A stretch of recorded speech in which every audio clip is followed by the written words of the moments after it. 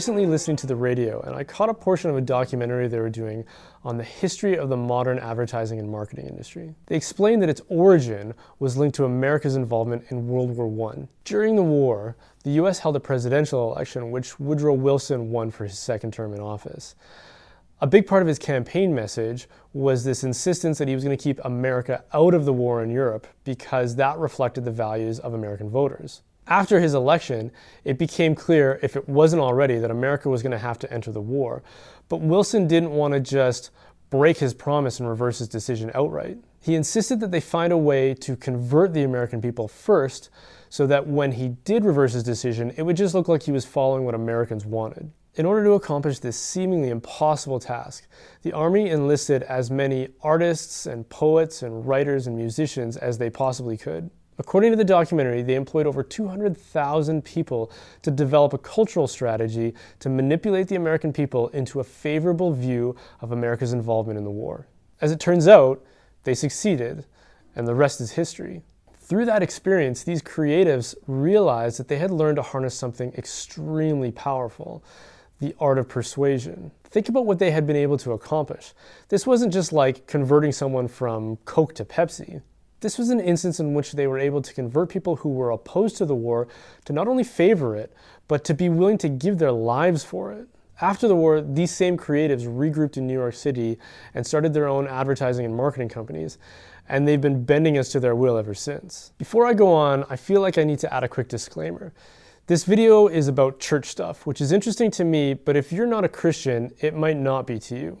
It's kind of like one of those awkward family meetings you have to have from time to time.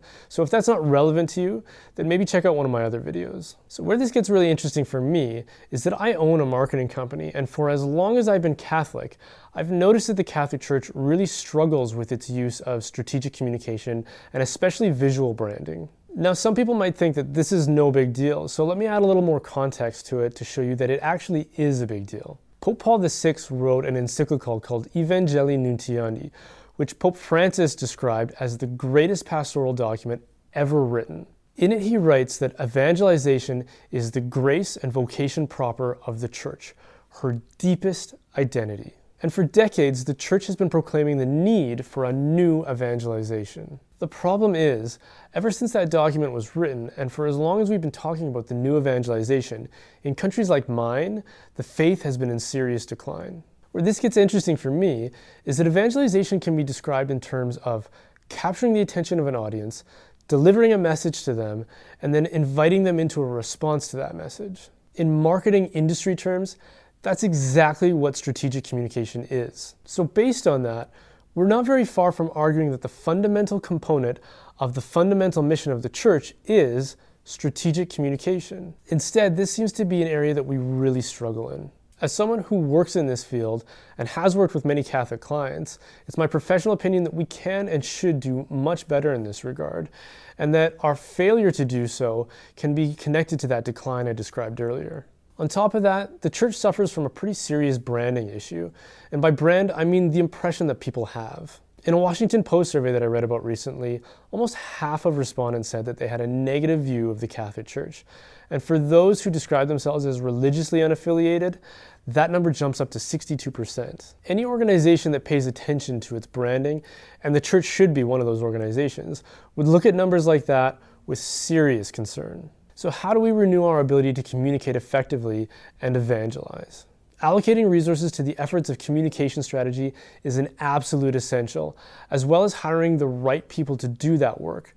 They should be passionate, experienced, and talented. Next, we need to show a better appreciation for the importance of beauty in the work of evangelization. God is often described in terms of truth, goodness, and beauty. Now, truth is something that we do a pretty good job of proclaiming with our rich theological and philosophical tradition. Goodness is something that is witnessed by the amazing charitable work by Catholic organizations around the world. Beauty, however, seems to be something that we've forgotten. Like most modern church buildings, are not the kinds of places that tourists are going to want to be visiting 100 years from now. As well, a lot of the communication materials that we produce are often clumsy, out of style, and amateurish. The message of Christ is a beautiful thing, but when we package it in ways that have little visual appeal, We're signaling to our audience that our message is irrelevant and unsophisticated. While the content of that message may be great, it won't matter if we can't make a good impression. Just like a job interview. You could be the most qualified and articulate candidate, but if you show up without having had a shower or combed your hair, it won't matter what you have to say. That initial impression will convince the employer that you're not worth giving the chance to be heard. Marketing, communication, and branding place similar demands on the church today. The church needs to renew its commitment to being a patron of the arts by commissioning work that shows an appreciation for timeless, objective beauty. Whether it's through a website, a brochure, a poster, a video, or through our architecture, we have to package our message with authentic beauty. Thank you so much for watching. We're going to try and make one of these videos a few times a month, and hopefully we can get it up to about once a week. And they're going to be about topics that are interesting to me and hopefully interesting to you too. And so if they are, please subscribe and come find me on Twitter and elsewhere, and stay tuned.